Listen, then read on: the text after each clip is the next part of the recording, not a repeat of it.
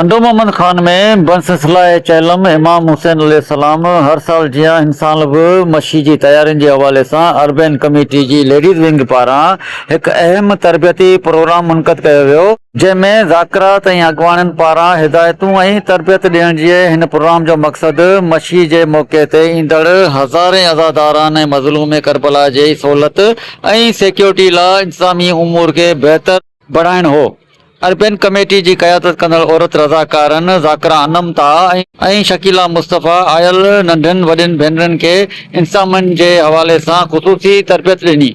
उन मौके ते तंज़ीम पारा ॿुधायो वियो त हिन हुसैन मज़लूम की मशी में खिदमत में मुख़्तलिफ़ बिरादरिन की औरतन ख़ास तौर ते सैयद और कोलाची बिरादरी न्याणियुनि वॾे अंग में शिरकत करे इमाम हुसैन अलैहिस्सलाम सां पंहिंजी बेपनाह अक़ीदत ते इज़हार कयो आहे। अॼु की मजलिस चहलू में बीबी ज़ैनब सलामुल्लाह अलैहा के अदा करण जे बारे में रखी वई हुई ऐं बीबी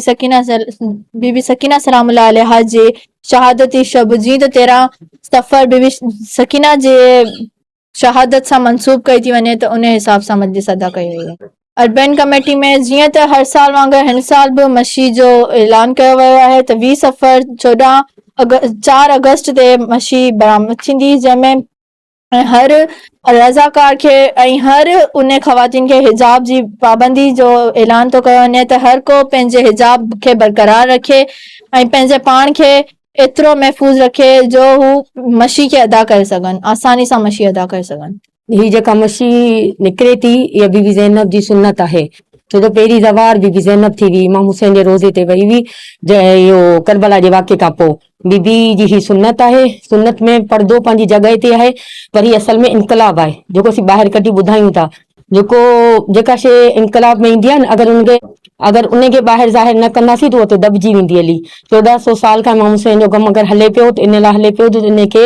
ॻाल्हाइण वारा निकिरण वारा जुलूस जे ज़रिए निकिता आहिनि। ही हिकु ख़ासि तबिके जो कोन को हुसैन बादशाह जी जेका कुर्बानी आहे न उहा इन लाइ ॾिनी वई त इंसानियत लाइ, ऐं ही जेको बि निकिरनि था उन हक़नि खे ॿुधाइण लाइ निकिरनि था। असांजो मिशन आहे त असीं वधि खां वधि ॿाहिरि निकिरी इहो ज़ाहिर करियूं त जेकी असांजी मशी करबला में थी बंदि थी, उन खां पोइ कोरोना जे दौर खां ही शुरू बि थिए, जेके उते नथा पुॼी सघनि त हिते इमाम हुसैन खे तवसल करे इहा मशी कनि था। हिन मशी जो मक़सदु आहे बग़ावत, जेके ग़लति आहिनि उन्हनि जे मथां ॻाल्हाइण लाइ निकिता आहियूं असीं। ऐं उन में असांजो हींअर वधि खां वधि इहो आहे, छोकिरियूं त बापर्दा ईंदियूं पर असांजो मिशन इहो आहे त असां जेका फ़िक़ो पंहिंजो ॾेखारी पिया उनमें असांखे छा करणु खपे, असांखे इनखे बेहतर करण लाइ छा करणु खपे। ऐं ही जेका आहे न माण्हुनि खे शऊर ॾियण जो हिकिड़ो नालो आहे। ही मशी जेका आहिनि सिर्फ़ु हिकिड़ो रस्ते ते हली ऐं आम थियण जो कोन्हे को, ही वॾो मक़सदु आहे इमाम हुसैन जो, जेको असां जहिड़ा कुझु माण्हू ॿाहिरि निकिरी ॿुधाइनि था त हुसैन बादशाह सां छा थियो हो। ऐं बीबी ज़ैनब इन करे पंहिंजे भाउ ॾांहुं आई हुई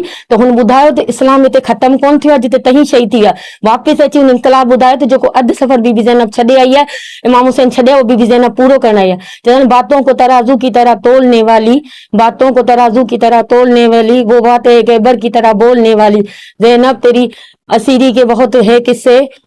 ज़ैनब तेरी असीरी के बहुत है किस्से, यहाँ पे हैदर बन के आई है ज़ैनब। बीबी ज़ैनब जेको आहे न मौला हुसैन जो किरदार कयो, इमाम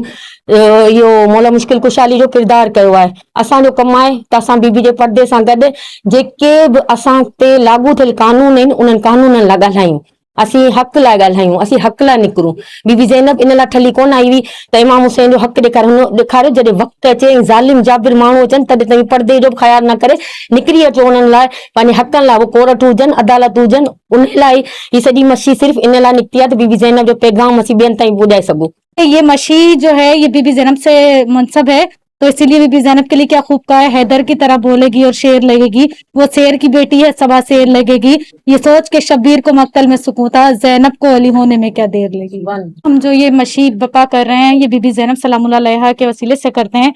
और हमारी हमेशा यही दुआ रहेगी कि अल्लाह ताला हम जो ये मशी कर रहे हैं इसे अपनी बारगाह इलाही में कबूल करें। लेडीज़ विंग जी